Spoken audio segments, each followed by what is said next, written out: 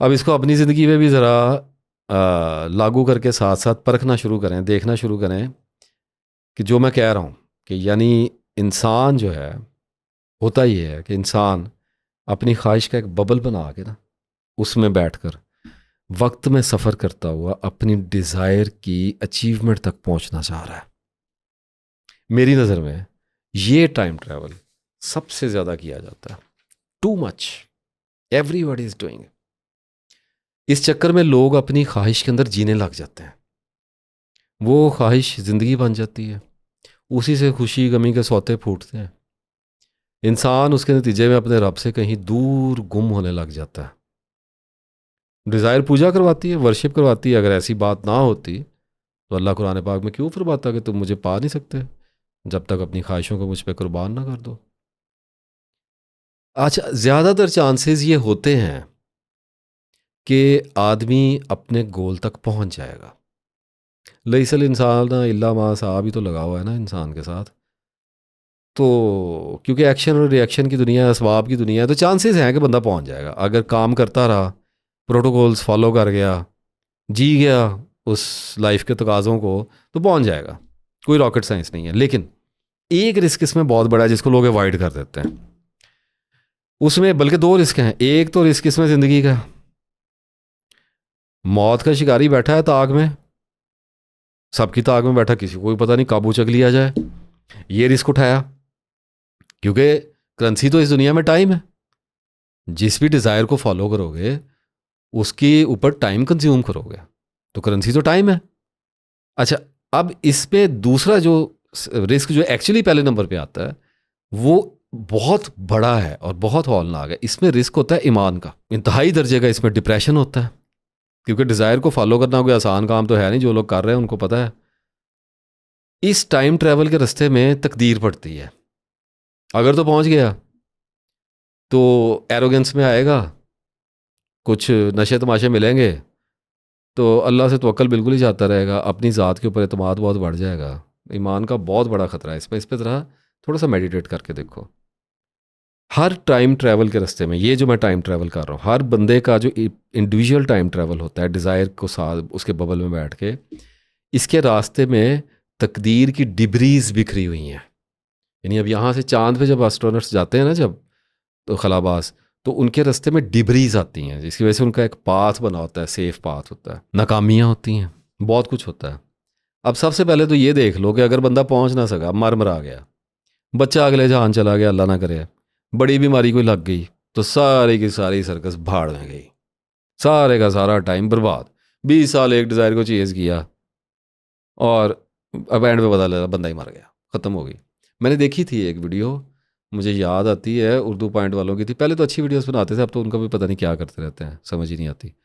तो उस पर एक वीडियो थी, मेरा ख्याल देखी थी, कि एक गांव के नौ गरीब आदमी का बच्चा बेचारा बड़ी मेहनत से उसने CSS कराया, और वो बच्चा जवान हुआ है तो रिश्तेदारों को हसद था, तो बेचारा ईद पे आया वर्दी शर्दी में, तो उन्होंने गोली मार के वहाँ पे मार दिया।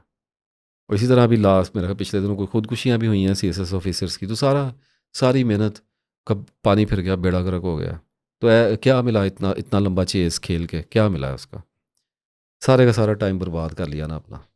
मिसालें उसकी कुछ देता हूँ, जैसे सूरह बकरा की 17वीं आयत में, इसके मिसदाक अगर मामला हो गया सूरह बकरा की 17वीं आयत के, कि सबसे पहले तो मेरी दुआ है कि अल्लाह ताला तमन्नाओं को पूरा करे, ख्वाहिशों को पूरा करे। मैं इस वक्त सब्जेक्ट के अंदर बात कर रहा हूँ, तो मैंने तो सर्जिकल एनालिसिस करने ही करने हैं। एक्सट्रीमिटीज़ पे ना देखें, अगर कोई करना चाह रहा कर ले। उनकी मिसाल ऐसी जैसे एक शख्स ने आग जलाई, जब आग ने उसके इर्द गिर्द को रोशन कर दिया, तो अल्लाह ने उनकी आँख की रोशनी छीन ली और उनको अंधेरे में छोड़ दिया कि उनको कुछ नज़र नहीं आता। लगी रहे आग, क्या गई। सूरह कहफ की 45वीं आयत देखें, और उनको दुनिया की ज़िंदगी की मिसाल सुनाओ, जैसे कि पानी जिसको हमने आसमान से उतारा, फिर इससे ज़मीन की नबातात खूब घनी हो गईं, फिर वो रेज़ा रेज़ा हो गईं जिसको हवाएं उड़ाती फिरती हैं। और अल्लाह हर चीज़ पर कुदरत रखने वाला है। लेकिन अगर वो हो गया, जिसके ज़्यादा चांसेस हैं, अल्लाह ने कबूल कर ली कोशिश, बेटा अफसर लग गया, तो अब मंज़र 19-20 के फ़र्क से वही होगा जिसका उस बंदे ने सारी ज़िंदगी इमेजिनेशन किया था। फ़र्क क्या पड़ेंगे, कमरा बदल जाएगा, बच्चे की शक्ल थोड़ी सी बदली होगी, और हो सकता है शहर बदल जाए, हो सकता है ख़ुद थोड़ी सी सेहत बदल जाए, हो सकता है घर वालों में से कोई चला गया हो, आगे पीछे रह गया हो, तो सोचे कि वो भी बीवी भी ज़िंदा होती तो देख, इस तरह का फ़र्क पड़ जाएंगे। लेकिन टाइम ट्रैवल कर लिया उसने। उसने 20-25 साल पहले बैठ के, एक बच्चा पैदा हुआ तो उसने एक टाइम को अचीव करने की कोशिश की और वो ट्रैवल करता हुआ वहाँ तक आ गया, तो ये भी टाइम ट्रैवल है। तो लेकिन असल में ज़िंदगी ज़ाया हो गई। अब आगे क्या करना है, कुछ भी नहीं। हुण बस हज करना है, तो अफसर दे मुंडे खड़ाने हैं, वड्डे हाजी हुणा ने मर जाना है। बहरहाल फिर भी कोई इतनी सख्ती की बात नहीं है, मुझे क्या एतराज़ है, जो किसी का दिल चाहे वो करे। मैं तो अपनी इन्वेस्टिगेशन में आगे बढ़ता चला जा रहा हूँ। अब जो लोग, असल बात ये है कि डिस्कस इसलिए हो रहा है कि जो लोग लाइफ को इस तरह बहुत ज़्यादा कंट्रोल करके चला रहे होते हैं ना, उनकी ज़िंदगियों में बेहद खौफनाक बोर्डम आ जाता है। ज़िंदगी जब बहुत ज़्यादा प्रिडिक्ट कर ली जाए, पहले से ही प्लान कर ली जाए, तो उसमें से रंग निकल जाता है। सीरत नहीं तो आरिज़ो रुखसार सब गलत, खुशबू उड़ी तो फूल फ़कत रंग रह गया। तो रंग निकल जाता है ज़िंदगी के अंदर से। खैर, रूटीन भी बड़ी चीज़ है। जो लोग लाइफ को बहुत ज़्यादा कंट्रोल करते हैं, आप हमेशा उनको देखेंगे रूटीन में नज़र आएंगे, रूटीन को फॉलो करते हुए नजर आएंगे। ठीक है, अच्छी चीज़ है, कोई इख्तलाफ वाली बात नहीं है। लेकिन अगर सिर्फ और सिर्फ रूटीन रह जाए, जावेद चौधरी का एक कॉलम आया था गुलाम मोहिउद्दीन पे, जो एक्टर थे, वफात पा गए। कभी वो पढ़िएगा, गूगल पे सर्च कीजिएगा, आप खौफज़दा हो जाएंगे। उस बंदे ने इतनी रूटीन फॉलो की थी। तो आदमी मैकेनिकल हो जाता है, मशीन बन जाता है, बोर करने लगता है और ख़ुद भी बोर होने लगता है।